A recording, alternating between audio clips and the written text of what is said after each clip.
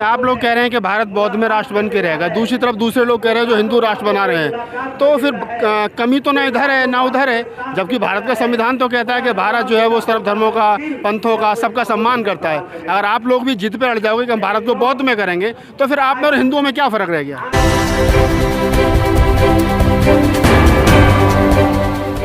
दिल्ली से केपी चौधरी साहब यहाँ चल करके पहुँचे, मंच पर उनका बड़ा ओजस्वी वक्तव्य रहा। चौधरी साहब, इस प्रकार के आयोजनों से क्या लगता है आपको कि समाज में, सोसाइटी में कुछ बदलाव, कुछ चेंजिंग आएंगे? देखिए, मैं भंते सुमित रतन जी का आभार धन्यवाद व्यक्त करता हूँ, जिन्होंने इस भीषण गर्मी में लगभग 3 महीने से उन्होंने दिन रात मेहनत की और आज गोरखपुर की धरती पर, जहाँ से मुख्यमंत्री उत्तर प्रदेश के आते हैं, वहाँ उन्होंने एक ये बौद्ध धर्म का जो समागम किया है और यहाँ पर करीब 50,000 लोगों ने बौद्ध धर्म की दीक्षा ली है। ये अपने आप में हमारे समाज को एक नई दिशा देने के लिए आने वाले दिनों में एक बड़ा दूरगामी कदम होगा। और आज इसी मंच से ये घोषणा हुई है कि संविधान दिवस 26 नवंबर के शुभ अवसर पर दिल्ली के रामला मैदान में लाखों लोग पूरे देश के कोने कोने से बुलाए जाएंगे और उस दिन बौद्ध धर्म का कन्वर्जना कार्यक्रम दिल्ली के रामला मैदान में किया जाएगा। तो मैं आज के इस आयोजन के लिए भंते सुमित रतन जी को और उनकी एंटायर टीम को all India federation SC/ST organisations की तरफ से साधुवाद करता हूं, आभार व्यक्त करता हूं, धन्यवाद करता हूं और उम्मीद करता हूं कि भंते जी पूरे प्रदेश में जिस तरीके से पूरे देश में कार्यक्रम कर रहे हैं, उससे समाज को एक नई दिशा मिलेगी और आने वाले दिनों में भारत बौद्ध में राष्ट्र, बाबा साहब की जो सोच थी कि भारत बौद्ध में राष्ट्र बनना चाहिए, ये भारत एक दिन बौद्ध में राष्ट्र बनकर रहेगा।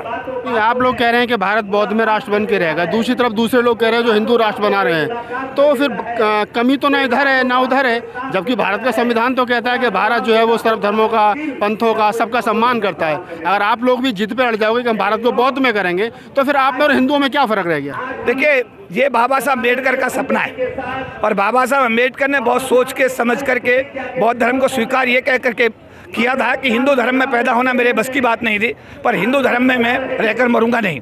और दुर्भाग्य है कि जितना भी शुरू ट्राइब है वो अपने आप को हिंदू कहता है, लेकिन उसके बावजूद भी उसको इस देश का हिंदू नहीं मानता है और वो शुद्ध हिंदू जो है इस SC/ST के साथ रोज अत्याचार अन्याय करता है। इसी से निजात पाने के लिए बाबा साहब अम्बेडकर ने हम लोगों को बौद्ध धर्म की एक रास्ता दिया था और यही हमारी, जैसा आज कहा गया कि सभी जो बौद्ध विहार पूरे देश में हैं उनका जीर्णोद्धार हो, वहाँ से एक नई दिशा निकले, हमारे सारा समाज पूरे देश का बौद्ध धर्म को अख्तियार करे और भारत में जब बौद्ध में होगा तो भारत का संविधान लागू होगा और SC/ST के साथ जो अन्याय हो रहे रोजाना जो हमारी नियति बन गई है, उससे हमें, हमारे समाज को छुटकारा मिलेगा। अगर इस देश का तमाम SC/ST और OBC, जिसको मूल निवासी भी कहा जाता है, जिसे बहुजन समाज भी कहा जाता है, कई नामों से उसको पुकारा जाता है, अगर वो सारा बौद्ध धर्म अपना ले, तो आपको लगता है कि जातिगत आधार पर जो शोषण है, अत्याचार है, उसमें रुकावट होगी, वो रुक जाएगा? निश्चित रूप से मेरा दृढ़ विश्वास है।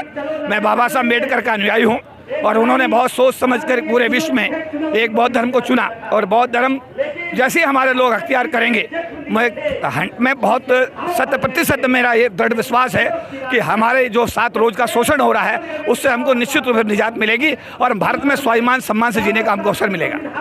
तो धर्म जो है शोषण का रहा, जो हिंदू धर्म है जिसको छोड़ करके बौद्ध धर्म में जाने की बात की जा रही है, बाबा साहब को बार बार कोट किया जाता है और तमाम महापुरुषों को कोट किया जाता है, तो क्या धर्म के आधार पर ही शोषण है देश के अंदर? देखिए, इसमें हिंदू धर्म में जब रहते हैं तो जाति अपने आप आ जाती है। भारत का जो शोषण है जातिगत आधार का शोषण है और जब हिंदू धर्म में रहेंगे तो जाति अपने आप आएगी। कोई कोली होगा, कोई चमार होगा, कोई तेली होगा, कोई वाल्मीकि होगा। जब आपने हिंदू धर्म का परित्यागी कर दिया और बौद्ध धर्म स्वीकार कर लिया तो अब आपकी जाति खत्म हो गई। जातिगत आधार पर जो आपके साथ भेदभाव है उसको करने की कोई हिमाकत नहीं कर पाएगा। नहीं, आप कह रहे हैं कि जाति खत्म हो जाएगी, बौद्ध धर्म अपना लेंगे, तो फिर आपको लगता है कि जो सरकारी आरक्षण आप लोगों को मिल रहा है, राजनीतिक आरक्षण आप लोगों को मिल रहा है, वो मिलेगा क्या बौद्ध धर्म में जाने के बाद? निश्चित रूप से संविधान में संशोधन हुए हैं। अगर कोई शेड्यूल्ड कास्ट का आदमी, शेड्यूल्ड ट्राइब का आदमी बौद्ध धर्म स्वीकार करता है या सिख धर्म स्वीकार करता है, उसको आरक्षण की सुविधा मरते दम तक उसकी बरकरार रहेगी, उसमें कोई परिवर्तन नहीं आएगा। तो ये अंतिम फैसला है शेड्यूल कास्ट का कि अब हिंदू धर्म को छोड़ना ही? ये अंतिम फैसला है, एक ही फैसला। इसके अलावा SC/ST समाज के पास में कोई दूसरा रास्ता बचा ही नहीं इस देश के अंदर। सरकार भारत को हिंदू राष्ट्र बनाने का काम कर रही है। बागेश्वर बाबा हैं जो पटना में हाल ही में उन्होंने घोषणा की है और भी पहले कई जगह घोषणा की है। हिंदू धर्म के तमाम साधु संत इस पूरे भारत को हिंदू राष्ट्र बनाने में लगे हुए हैं। अब आप लोग कह रहे हो कि हम भारत को बौद्ध में में बनाएंगे, तो ये नहीं लग रहा है कि टकराव की स्थिति बनेगी? नहीं, हमारे प्रधानमंत्री जब भी किसी विदेश यात्रा पे जाते हैं वो खुद ही कहते हैं मैं बौद्ध की धरती से आया हूँ। जब वही खुद कहते हैं कि मैं बौद्ध की धरती से आया हूँ, तो भारत को बौद्ध में मनाने में किसी को कोई तकलीफ नहीं होनी चाहिए, किसी प्रकार की परेशानी नहीं होनी चाहिए। तो ये तो मतलब मैं नहीं कह रहा, ये तो प्रधानमंत्री जी खुद जाकर बोलते हैं कि मैं बौद्ध की धरती से आया हूँ। तो ये भारत की धरती बौद्ध की धरती है, और इसको बौद्ध में नहीं बनाएंगे तो क्या बनाएंगे? नहीं, वो तो विदेशों से चंदा लेने के लिए बोलते हैं ना, अंदर से थोड़ी बोलते हैं प्रधानमंत्री जी।